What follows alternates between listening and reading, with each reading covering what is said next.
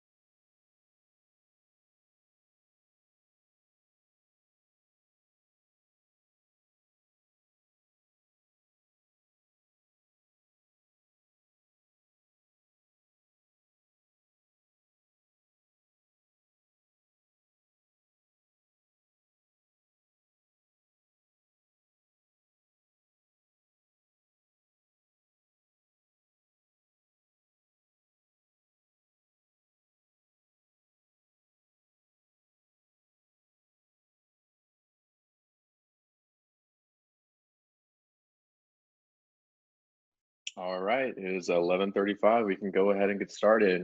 So greetings again, everyone. We are super excited to really explore this important and timely topic of how can elected officials, really show up for mentoring in ways that haven't been done in the past. And today we're really accompanied by some amazing public officials who are really committed to youth development and mentoring, and have been long existing partners for the work that we do through Mentor North Carolina. So just to kind of give a run through of what today's going to be about. So I'll go ahead and read the description that we have for this event. So from their unique position as leaders at the local, state, and national levels, elected officials can make a powerful impact in the communities they serve, especially in the lives of young people. So today we'll hear from elected officials from local, state, and national who are scaling quality mentoring initiatives, mobilizing their communities, and better equipping young people to succeed through improved school attendance and achievement, high school graduation, workforce readiness, and connection to their communities. Participants will also learn insights from the 2020 State of Mentoring Report, which is a report that highlights the need for racial equity and youth mentoring across North Carolina, and feedback from mentoring agencies about the tools, resources, and best practices desired to build capacity for high quality direct service and frameworks for systems change. So all that to say, we're going to be covering some really important and timely topics, and I have the privilege of introducing some of our speakers for today. So we'll be accompanied by Adrienne Alicia, who's the Director of Government Relations for Mentor National. We also have Caitlin Von Sant, who's the Senior Policy Advisor for Congressman J.K. Butterfield, and along with Representative Greg Meyer, who represents House District 50, and then also Commissioner Renee Price, who serves on the Orange County Board of County Commissioners, and she also co-chairs MBSK Orange County. So really excited to get deep into these issues, and at this point, I will pass it off to my colleague Adrienne, who will help to facilitate the panelist component of this webinar. Hey everyone, my name is Adrienne Alicia. As Ray said, I'm the Director of Government Relations at Mentor National. In this capacity, I help represent the mentoring movement and youth development issues primarily to Congress and the administration, and I use she, her, hers serious pronouns. Awesome. And so if everyone else can go around and share a little bit about themselves, along with your background, and also why is youth development important to you? Hi, I'll start. My name is Caitlin Van Sant. I'm a Senior Policy Advisor for Congressman J.K. Butterfield from the 1st District of North Carolina. In that role, I cover health, education, and labor policy for him, help advise him on bills that are coming up and policies and how they would impact the community in our district.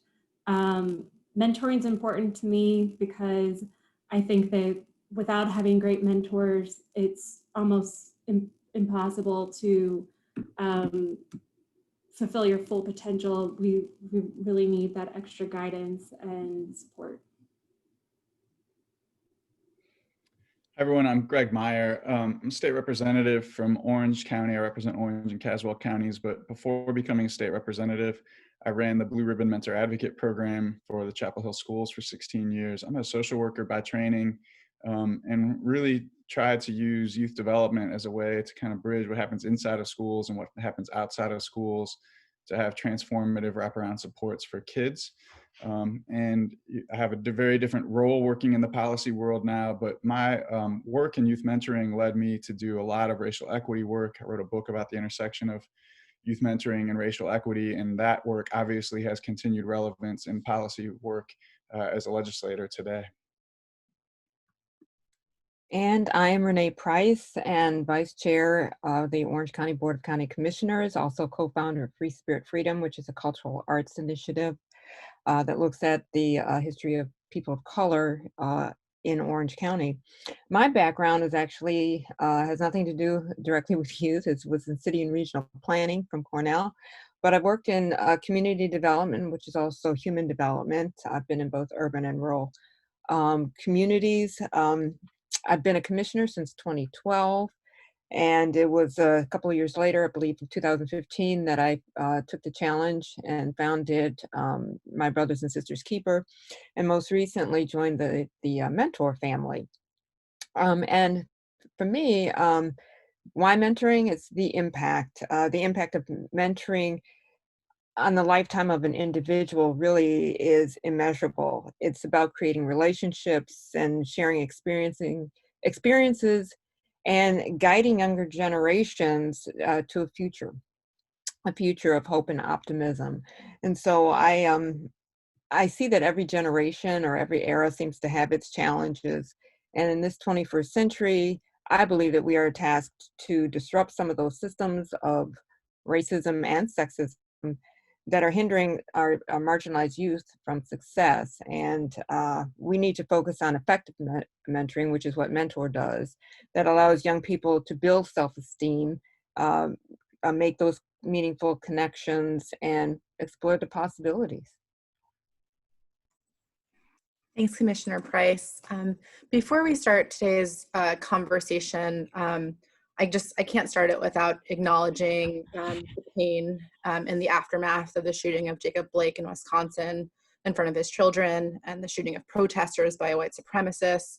And I just want to hold Jacob Blake in our thoughts and his children, who, like many Black and Brown children, have had to witness unspeakable violence against their families, their communities, against themselves. And just say that together as a mentoring movement, we really hope to continue to center young people and marginalized young people so that we can support all of our communities in seeking justice, in providing the resources and the people that a young person needs to be valued, to be affirmed, and to really build their futures together.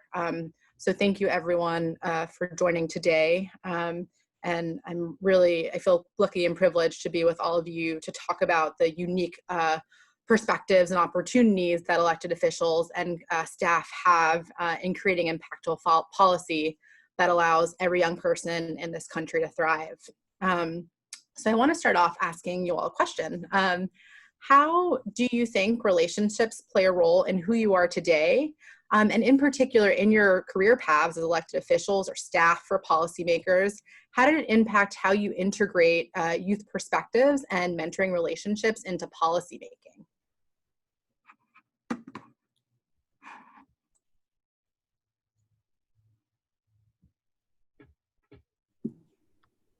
Do you have any, what you just want me to start? Who do you want to start, Adrian? You can start, Representative Meyer.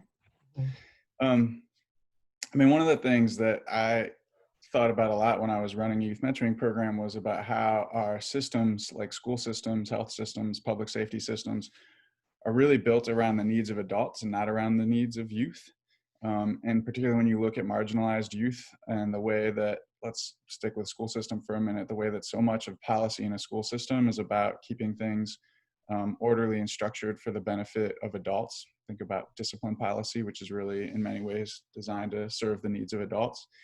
And so I've always had a lens in public policy to who is really the intended beneficiary of this policy. And when you look at that policy that way, you can use a very clear equity lens for what's the policy intended to do, who's it going to help, who's it going to marginalize, if you're looking at it that way. And I think that, for many of my colleagues in the legislature, they're thinking about business owners first, or, some other group first. And so looking at all of our policy work through the lens of marginalized communities, and particularly marginalized youth, it gives me a different perspective than what many of my colleagues have.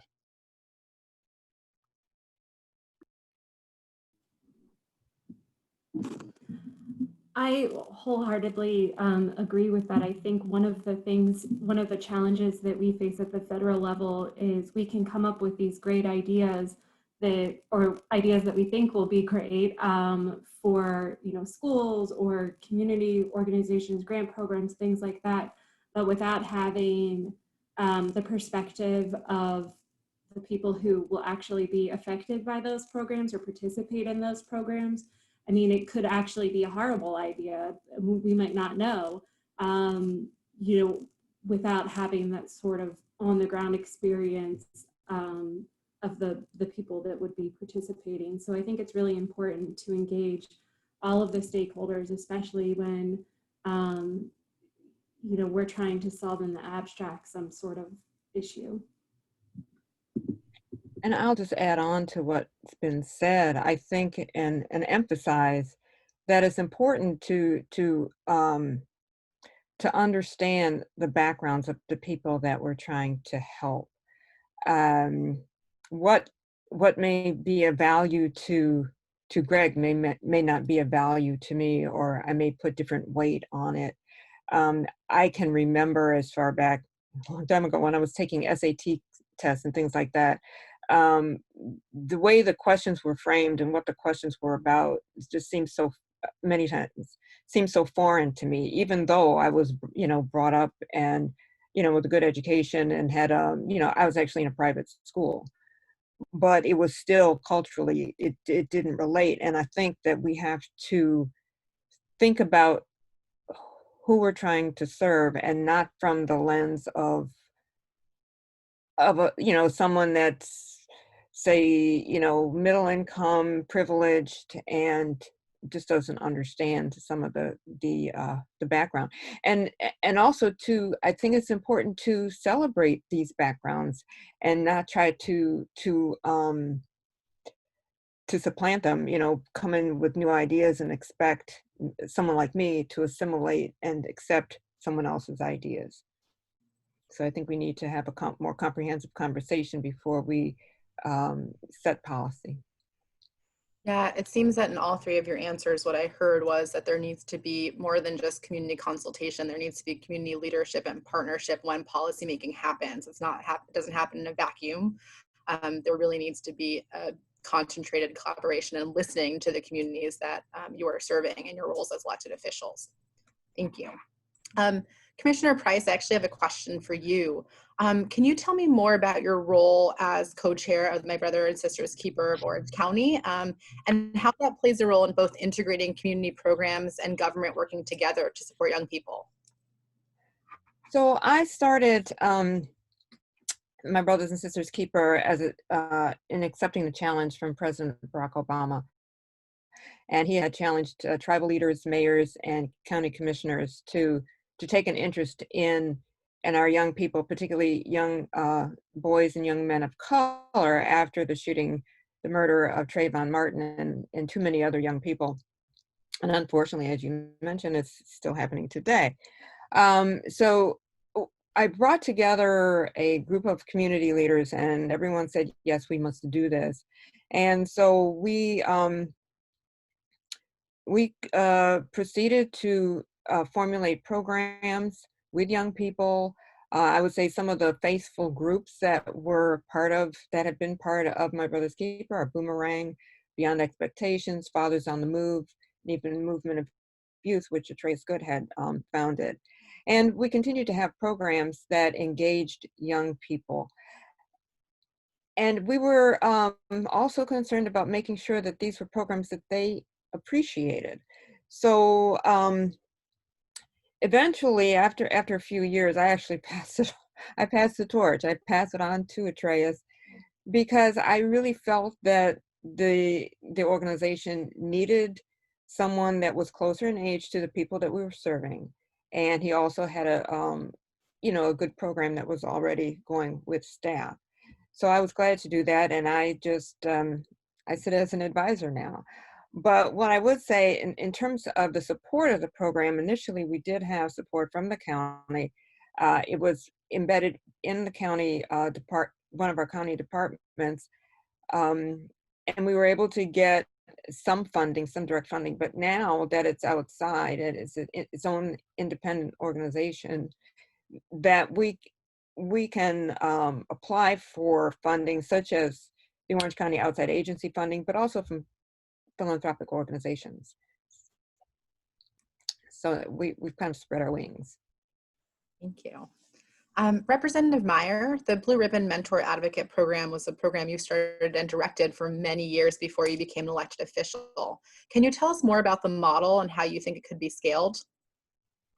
Sure. So we identified students in 4th grade who were almost all students of color, would all be first in their family or first generation to go to college. And we matched them with a community-based mentor who supported them with traditional community-based mentoring, but also worked with their parents on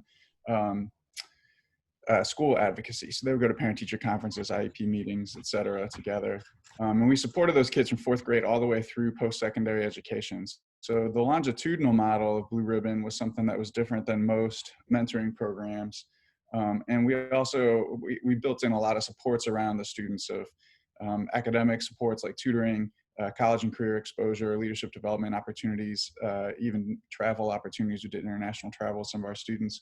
So over the 16 years that I was there, it became a pretty fully fleshed out program. We had a lot of success. We sent 97.5% of our kids graduated from high school. 100% of those kids went to post-secondary ed.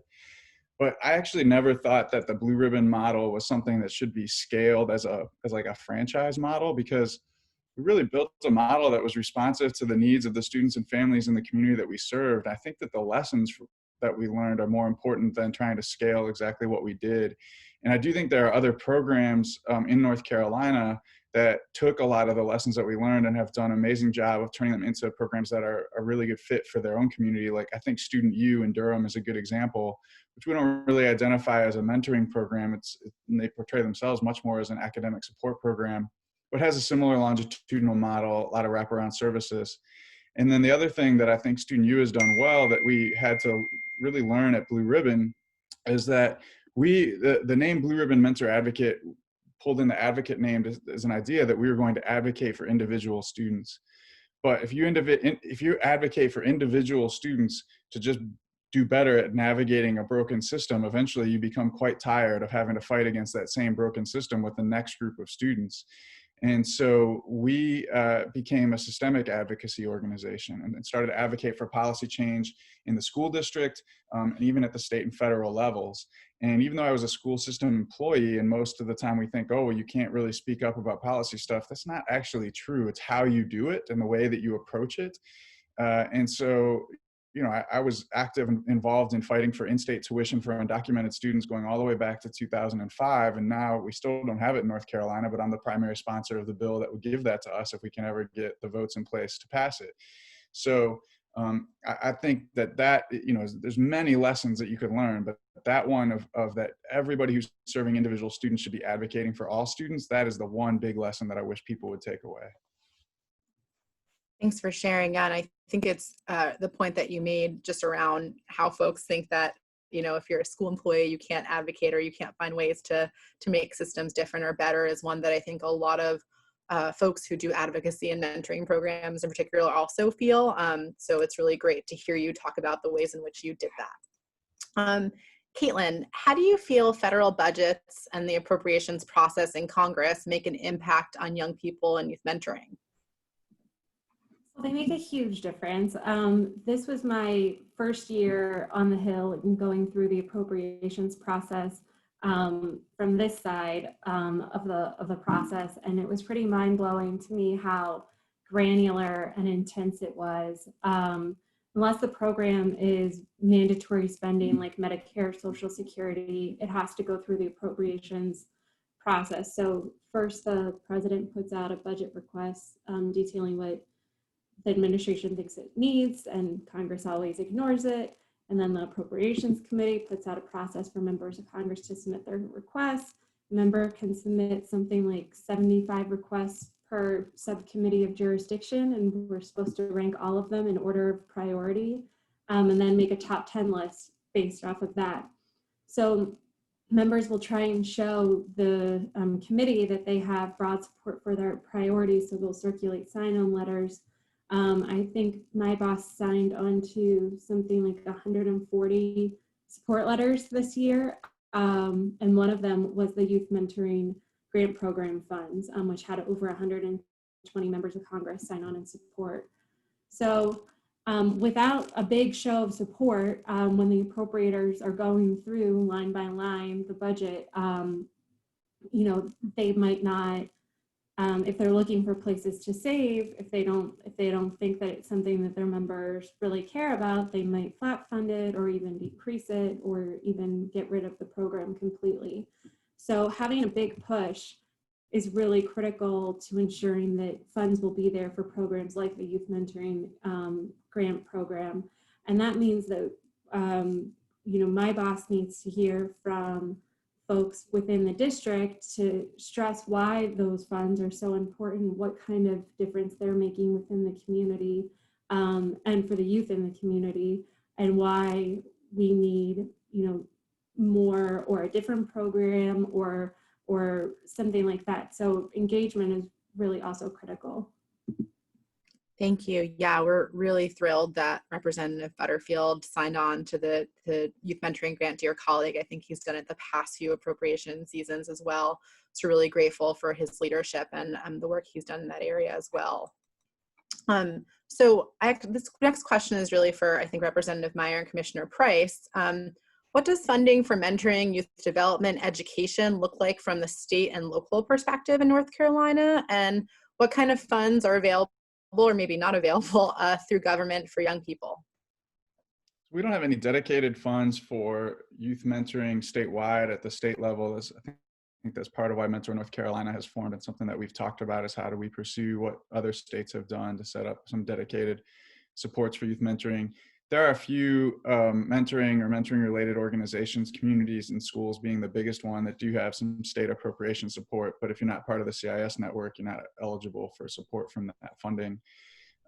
There is funding that's provided by the state to school districts through, for instance, the At-Risk Students Fund that can be used for mentoring. Most school districts don't do that or don't even know that you can do that, but that is something that you could do with it. And really, if you want to think about where is there money existing in the state budget that can go to youth mentoring, it's mostly in money that's appropriated to schools, because in health and human services or other areas where you might see youth development funding, that really hasn't ever been a state focus from North Carolina. There's more likely to be local funding dedicated to that at the county level, which Commissioner Price could tell you about. Yes, we do. Well, we do have something called outside agencies.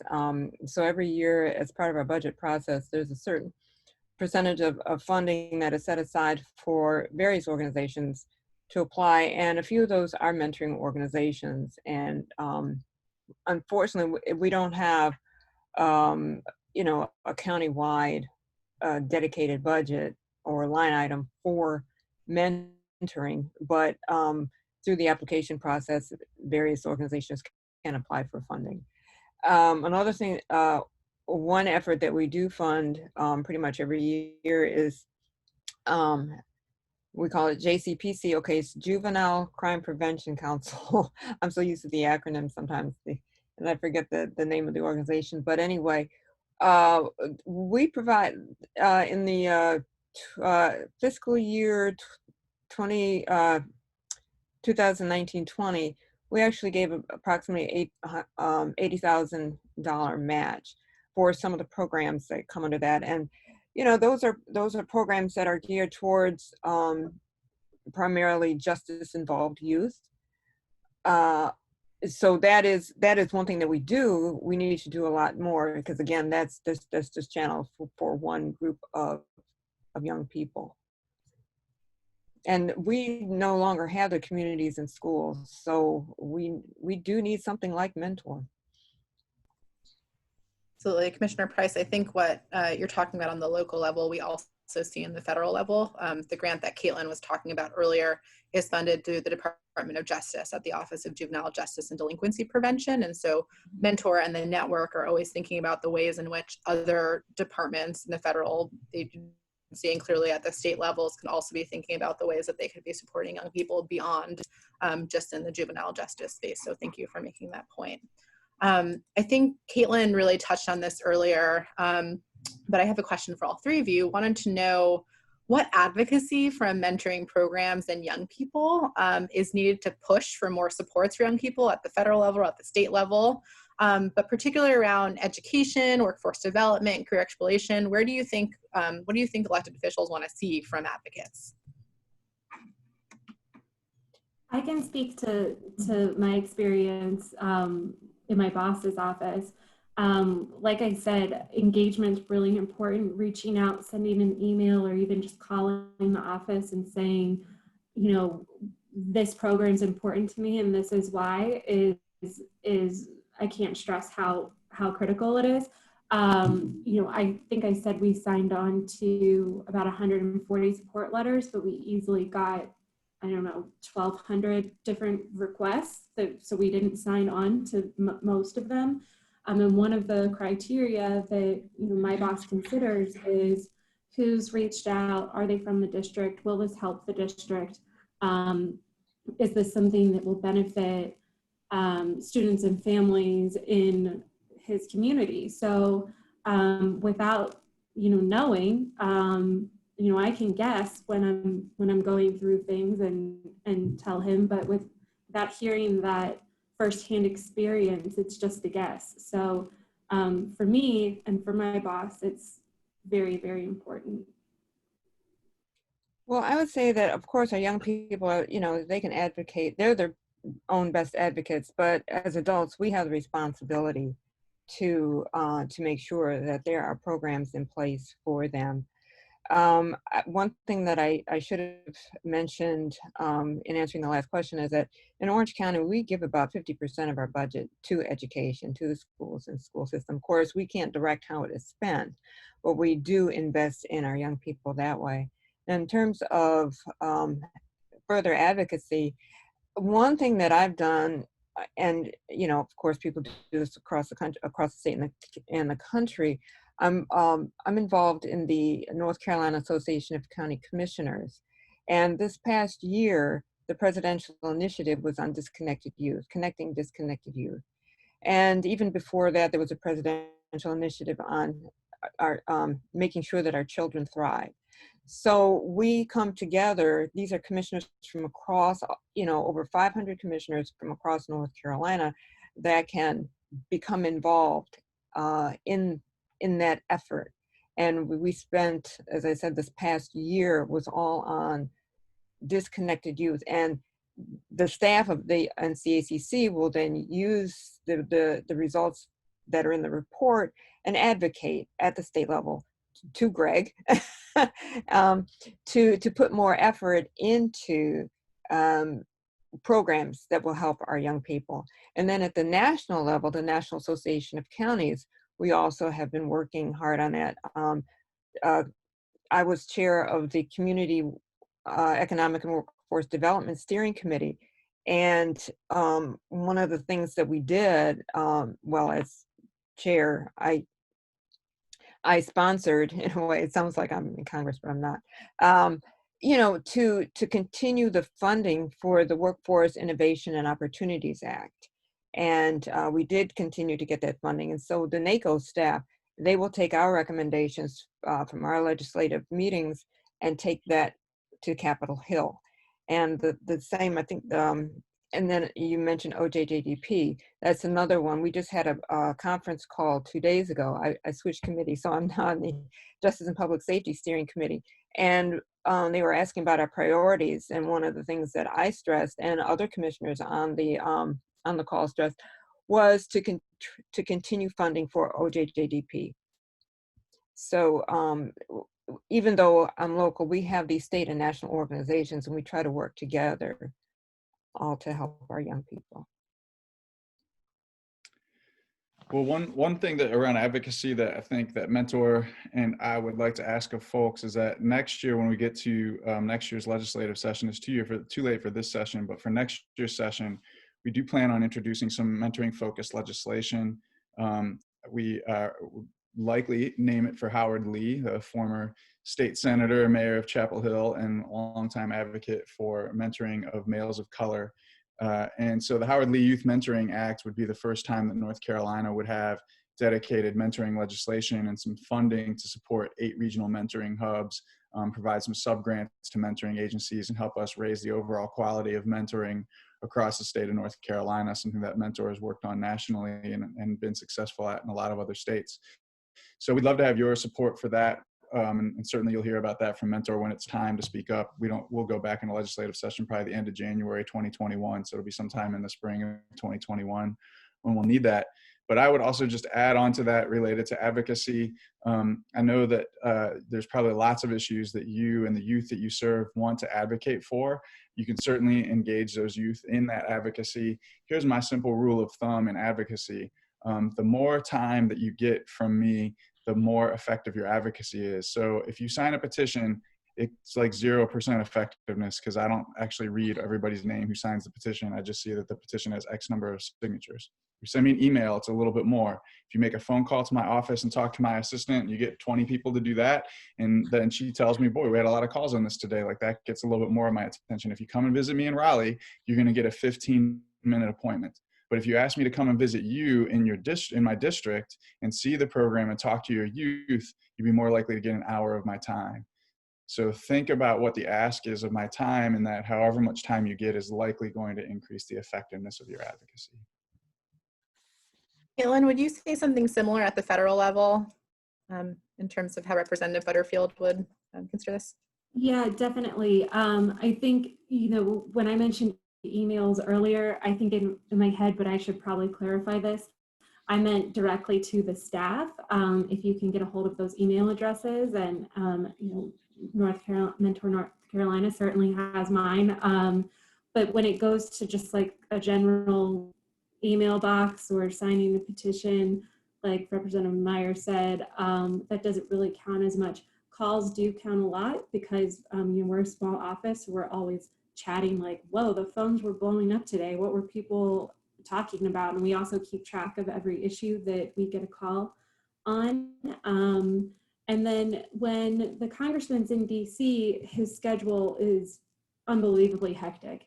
He often is double or triple booked. He's running all around from the office back to the Capitol building. But if you would invite him to see a program, exactly like Representative Meyer said, when he's back in the district, you will have his sole attention. And so he'll be able to see and engage with you on a completely different level than he would if he's going to pop in and say hello for 5 or 10 minutes at the end of a meeting with me.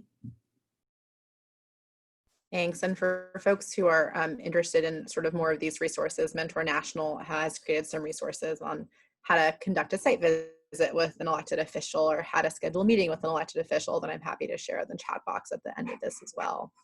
And if you're a county commissioner, they just get you on the street or in the grocery store. Oh, it's effective, right? Yeah. I wanted to ask next, how have you all as either elected officials or staff addressed some of the systemic racial inequities that Indigenous, Black, and Latinx young people face? And how can other elected officials create policy that really drive towards equity?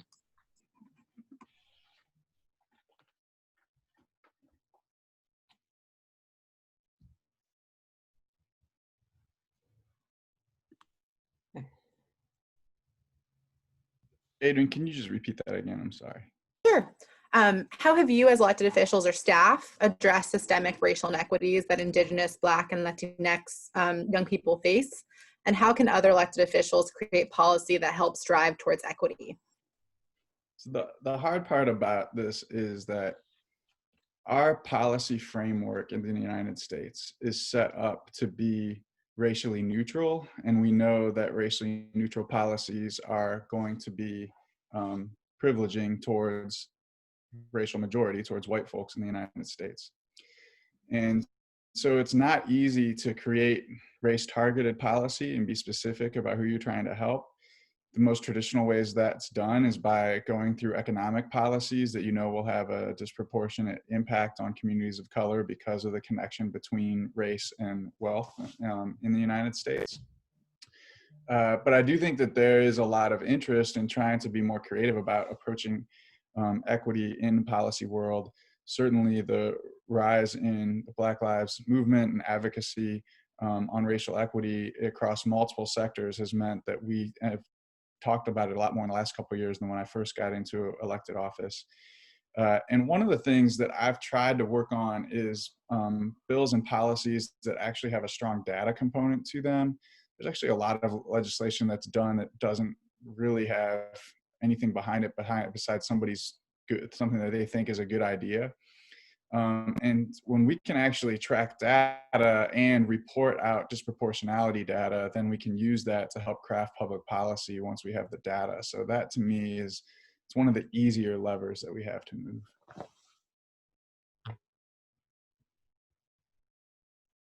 Well, I'm going to have to take a different perspective on this. For me, addressing racism is something that I've done since the day I was born, Black in America. And it's something that I continue to address. I think it's important to really realize that the United States was built on stolen land from stolen people. The land that was stolen from the indigenous people that you mentioned, and people stolen from the continent of Africa to build this nation. So racism is deeply embedded in America, and it's structural. I mean, it's so. As an elected official, I see addressing racism. What I do in my role now is to identify those practices. You know, when I'm in meetings with other elected officials, I identify those practices that fail to be inclusive, that fail to really address the issue, as opposed to just saying, "Oh, we're diverse and we'll have a nice picture up here." Because that just, tends to perpetuate the problem and creates barriers for young people of color. You know, we're still breaking barriers. I had to break barriers when I was growing up, and still doing it. We need to write policies. We need to do more than write policies about equity. We really need a systems change. We've got to change the systems. And that means a lot of truth telling. And, you know, conversations like this can help. Of note, I see the need, at least for me and people like me, to listen to our young people, to hear what they're saying. And our young people need to listen to us, the older generations. We both, I think, have something to share. I noticed that a lot of young people think that what they're going through is something that's new. It's only to them. And it's like, no, we've been through it. We've been there, done that. It's just that we now need to pass the torch, but we need to be supportive of them. And I think if they understood where they came from and, you know, on whose shoulders they really stand, that we can make progress. And I think I may not be protesting as much as I used to in my younger days, but I will still support the young people that want to do that. Thank you, Commissioner Price. I'll just add that, you know, addressing these issues are really at the heart of everything that my boss does, and what he expects his staff to do as well. Congressman Butterfield, the former chairman of the Congressional Black Caucus. He also serves as the vice chair on the House Energy and Commerce Committee, Subcommittee on Health. The Energy and Commerce Committee has the largest jurisdiction in the House.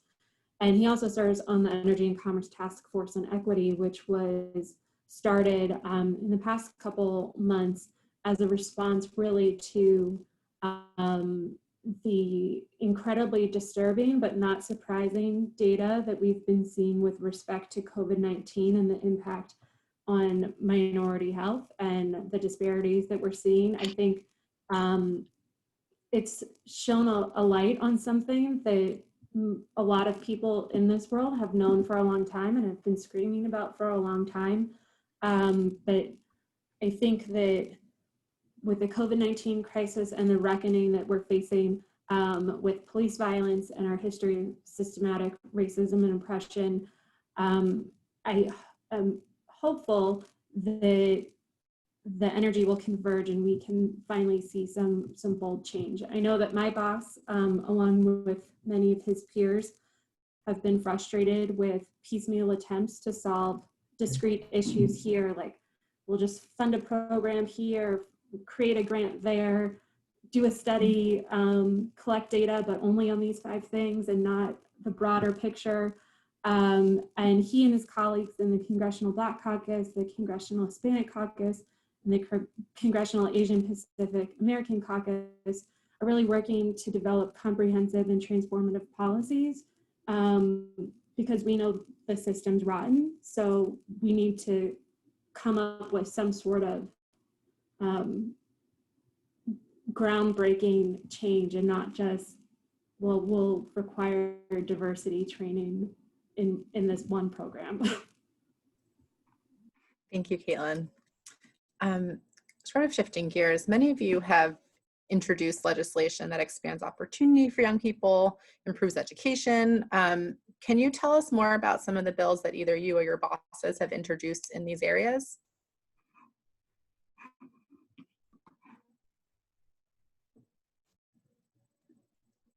Caitlin, do you want to start on this one?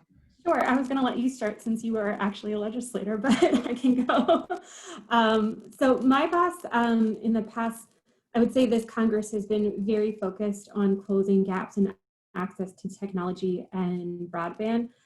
He currently serves on the task force on rural broadband, which is led by his very good friend, Majority Whip Clyburn.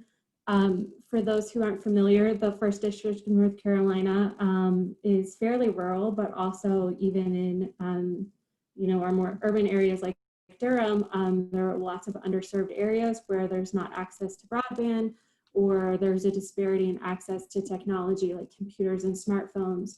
And while this has always been important and has always contributed to inequities, I think it's becoming even more critical in the current climate as we're seeing, children have to stay home to go to school.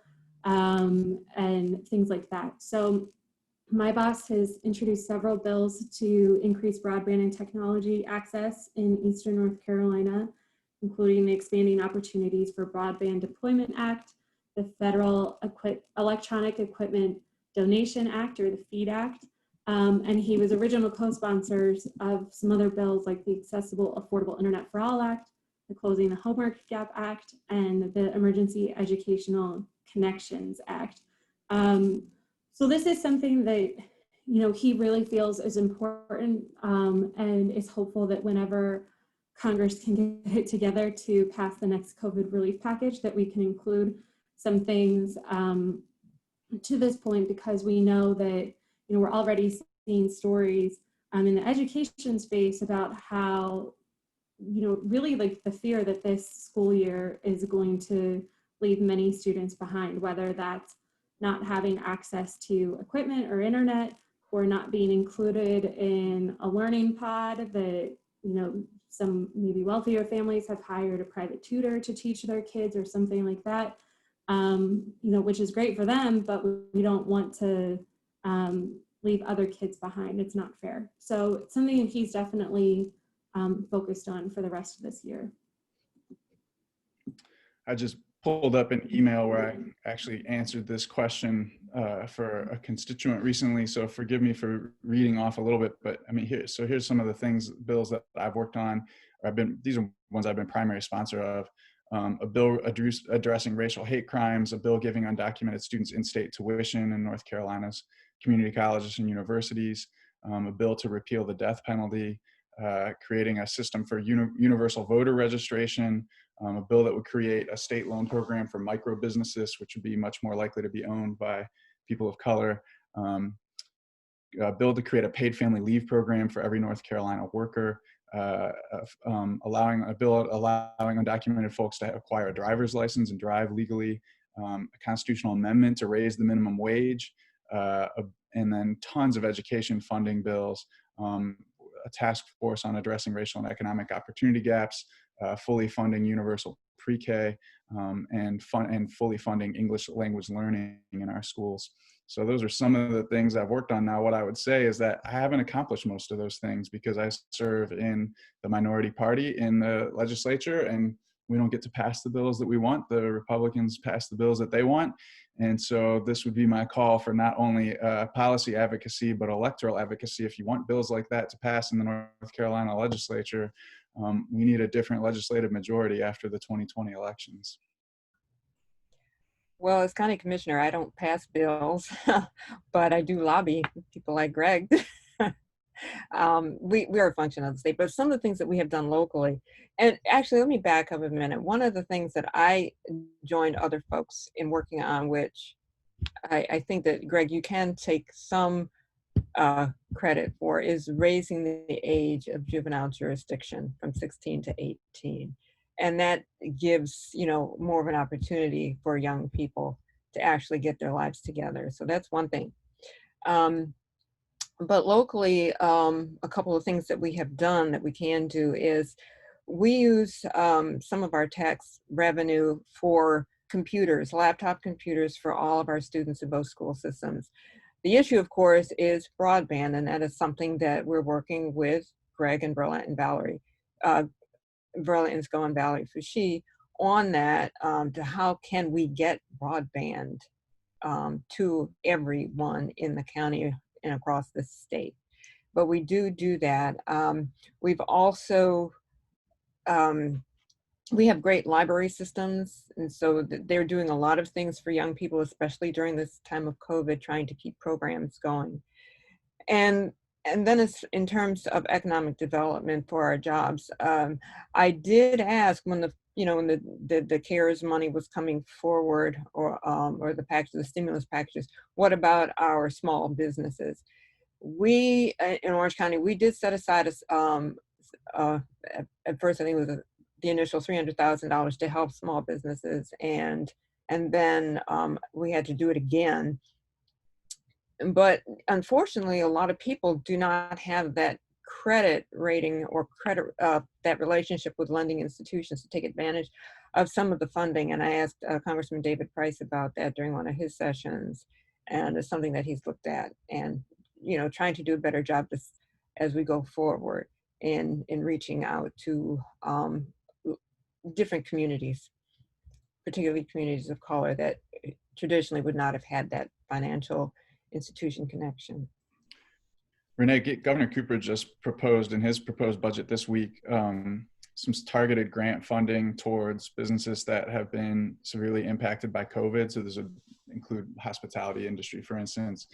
And within that grant funding, there's a specific set aside for historically underutilized businesses, HUB, which is the category that our state has set up for businesses owned by people of color and communities of color. So that is something that the governor has proposed to do. Now, I don't think that my Republican colleagues are going to fund those programs when we go back for our session next week, but that's the type of thing that we could do in North Carolina.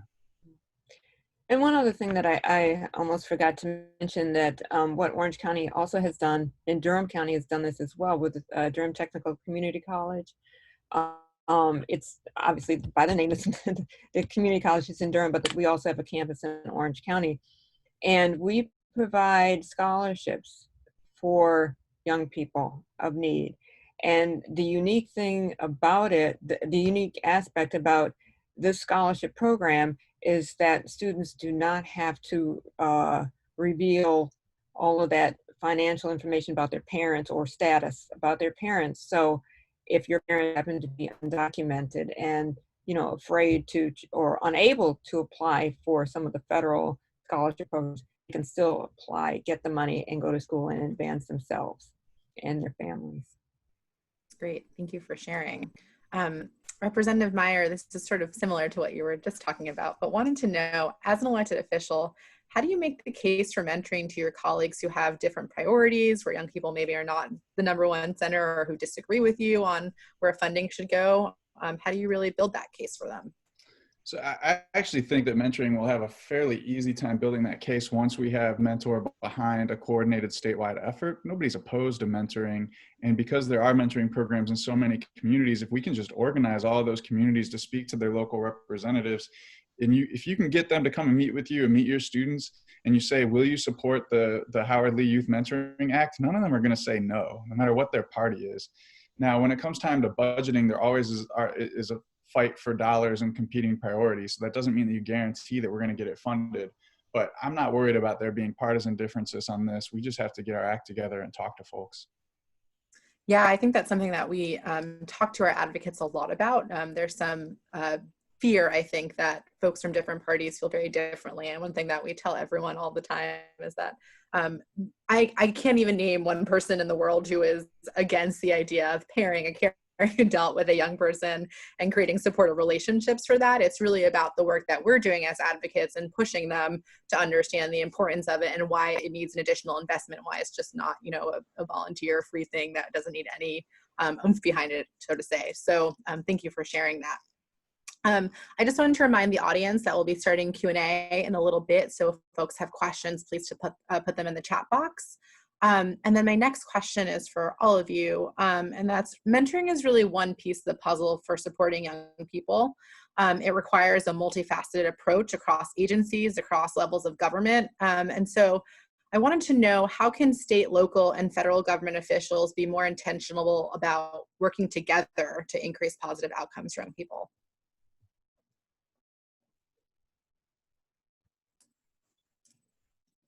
I can start. I think it has to be an intentional process, or it is likely not to happen. From my perspective, I think there needs to be definitely more communication. And it's something that I need to work on. Something that I think everyone at the federal level needs to work on is checking in more frequently with our state and local counterparts, both the people who are perhaps running the program, but also the kids and youth who are participating in the program, and see, where we stand. Is there a federal requirement getting in the way of doing something really cool? Well, maybe we can change the law to get rid of that requirement. But if my boss or myself aren't even aware that it's an issue, you know, it's likely, you know, we're not going to be able to be champions for it on the Hill. And I think, like I said before, the reverse is really true too, is that we need to do a better job of checking in to ensure that whatever we're working on is actually implementable on the ground and will benefit the community that we're trying to help. You know, we don't want to cause damage by trying to be helpful. So I think constantly checking in is probably the most important thing that we can do. Well, for me, you know, I think being engaged, I will do my best to, you know, to bring others along, you know, my colleagues, but even if I can get, you know, an entire board, whether it's the county commission board or some other board that I'm working on, you know, I think it can also be individual. There are people out there that want to work on this, just like, you know, everyone on this call. In terms of working at state and federal levels, working together, Greg and I check in. I check in with Senator Valerie Fishy, even with Burla Insco, Representative Insco, on different programs, on different issues. And then, as I said again, and I don't get paid for saying this, but the North Carolina Association of County Commissioners and the National Association of Counties, those are two organizations, one statewide, the other national, where we come together. And the amazing thing is that we put partisanship aside and just do the work. Now, sometimes, I mean, if a political issue starts to insert itself, then we know, okay, we just leave it alone. But again, it's something like mentoring, something about helping our young people. Yeah, we can do that. Because as you said, I think Caitlin said this, who's going to say no to, you know, to helping a young person? Or may have been Greg, or both of you said that. Who's going to say no? And again, the initiative on disconnected youth, that was one where everyone came together. It was spearheaded by a Republican commissioner, but we all got behind it. A couple of years ago, we were, one thing, I mean, we've talked about mentoring, but we haven't really talked about early childhood education and breaking the cycle of poverty. And that was an initiative in NACO where everyone got together behind that nationwide. How do we move the needle on breaking the cycle of intergenerational poverty? And that is one way of, I mean, if you look at it that way, you're bringing in an interdisciplinary approach, not only to breaking the cycle of poverty, but to helping our young people and their families. And I don't really have a whole lot to add to what was shared. I mean, there are different levers that you get from moving different things across each policy level, and sometimes we have to make sure that what we're doing coincides with what the counties want to do or what the feds are saying we can do. But it all comes down to communication and having shared priorities that you can work on together. Absolutely. Thank you for sharing. Caitlin, can you give us a forecast on what to expect in the last few months of this Congress and what we should look forward to next Congress as well? So I can try. I think that if 2020 has shown us anything, it's that it's very unpredictable, and so I'll do my best. I think September will really be a sprint until the end of the month, and then come October 1st, nothing will probably be happening until after the election, and then depending on what that looks like, December could either be very crazy or fairly calm, and of course that all depends on what the situation is with COVID-19 and how we're doing as a country with respect to that. So I think first, we still need to pass a bill to fund the government by the end of September. The House passed all of its appropriation bills earlier this year, but the Senate hasn't even begun. So the most likely outcome is some sort of continuing resolution, which will likely just flat fund everything.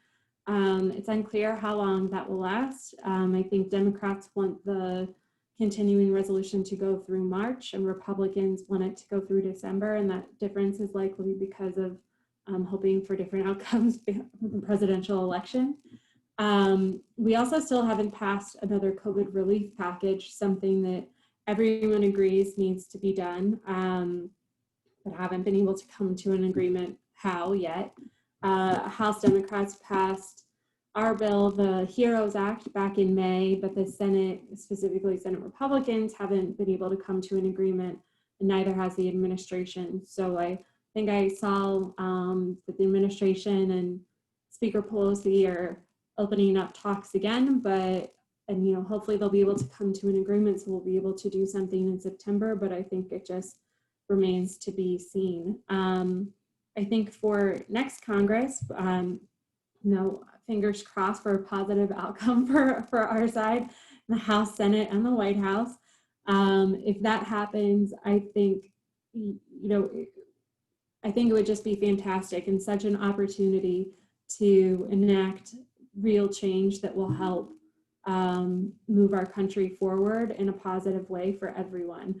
So I don't want to jinx it, but that's kind of where we're hoping. And if it's not the outcome that that we want, we're just going to have to keep doing what we're doing, which is fighting for the communities within our district and with North Carolina and the country, and do what we can do.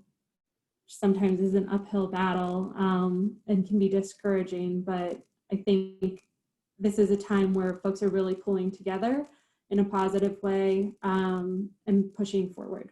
Thank you for sharing, Caitlin.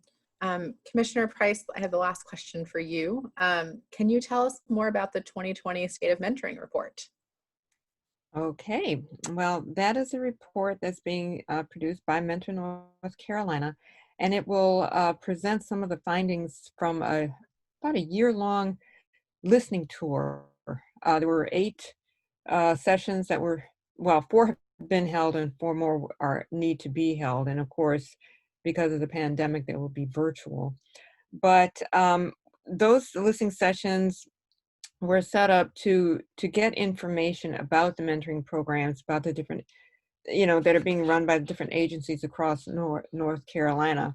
And we will, well, staff will be, you know, looking at those findings and seeing what the true needs are, rather than trying to tell people what they need.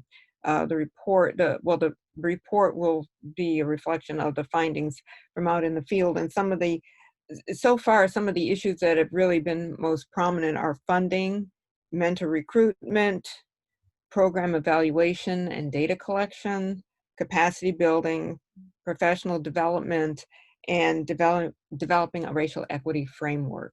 So the listening tours are being done in conjunction, or in partnership, I should say, with the United Way affiliates, the MBK communities, and I think there are about 10 of them across North Carolina, the North Carolina chapters of 100 Black Men, and some other stakeholders that are all working on, you know, for the benefit of our young people.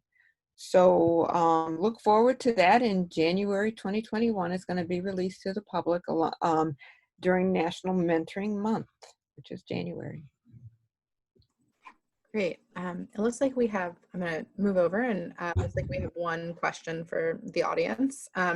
And that's, at the state level, is there a cohesive framework for that ties mentoring disconnected youth and the goals of My Future NC together? And is this an area to work on? Sonia's question is great, and the answer right now is that there's not, but My Future NC is a commission that was set up to try and integrate North Carolina's K-12, well, early childhood K-12 and higher education systems and workforce development, to make sure that we're actually developing a workforce for the future. And I think that it would make a lot of sense for them to include work on disconnected youth and think about youth development as one of the strategies that they pull in. So I just texted one of my friends who's one of their leadership, because Sonia put that in, and we'll see if that starts a conversation, and try to report back to Mentor to let you know what I hear. Look at this amazing advocacy in action in real time. Good job, Sonia. Before I hand it back over to Ray, I just wanted to see if each of the panelists had a few closing words or anything they wanted to talk about but didn't get to during this time.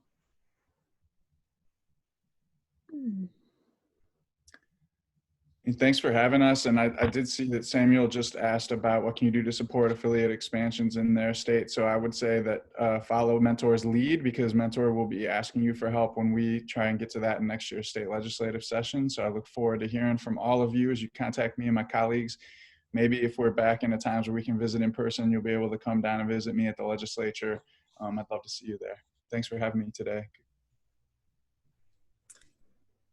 Yeah, just also thank you for having me. I know that my boss is sorry that he wasn't able to participate, but thank you for taking the backup.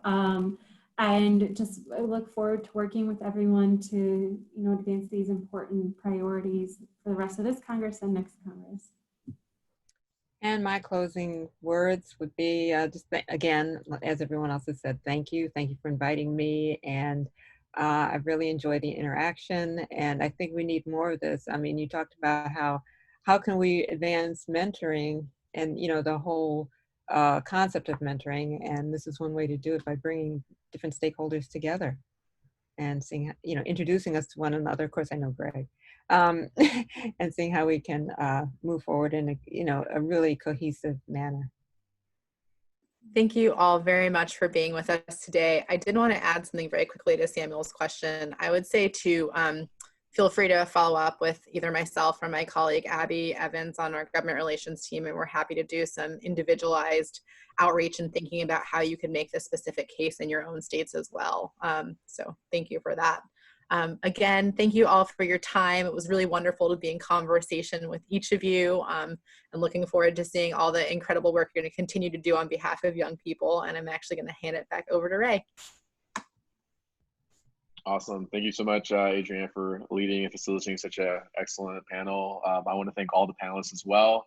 I think we all, speaking for everyone, I think we all walked away with a few gems of wisdom, and also just a better insight into what's happening within the public sector in terms of like how government is supporting, enabling youth development work across the state of North Carolina. So to move beyond the panel, I wanted to also just quickly plug technical assistance work that we do through Mentor National, Mentor North Carolina.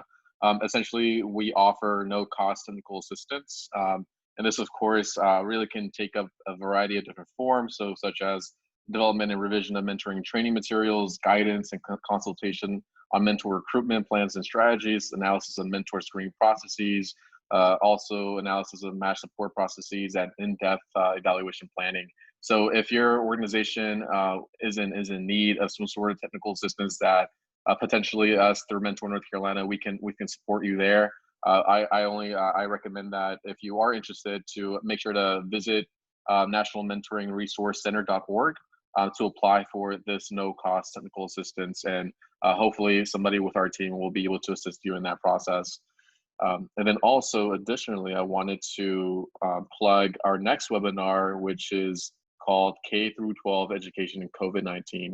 Where do we go from here? So just furthering the conversation that we have with youth development, and especially trying to position it within the context of what's happening now.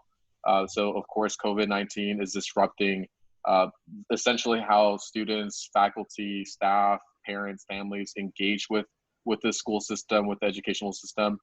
So this conversation is going to really bring together some educational and youth development experts who can share about best practices and challenges about how we can rethink schools, how can we rethink the way that education is being conducted during COVID-19. So we'll be focusing on some marginalized students and ways that we can best provide some support there. And this is taking place Thursday, September 24th from 12 to 1 o'clock. So hopefully we can see you there. And if you have any questions, feel free to contact our team at Mentor North Carolina through the following address there. Feel free to visit our website. You can also see some more resources and information about the kind of work we do across the state, and also to apply for technical assistance. So we look forward to just continuing the partnership that we have, and hopefully we can see you at the next webinar. Thank you again to all our panelists, and best of luck with the rest of your week. Hey, Ray, I got an answer to Sonia's question. Can I share it before we sign off? Oh, go ahead. So I heard from Jenny Corn at My Future NC, and she said that disconnected youth is one of the indicators on their current county profile. So that's coming at it through the data angle. And shout out to Renee Price that they are partnering with the North Carolina Association of County Commissioners Task Force, the Pathways Initiative, to figure out how to incorporate that into their work. So it looks like that work is beginning, and a good example of what we were trying to talk about today. So that was really cool. Yep, great. Awesome. Well, thank you so much, y'all. Hopefully y'all have a great rest of your week. You too. Bye, everybody. Bye-bye, everyone. Bye. Thanks, Adrian. Bye. Bye.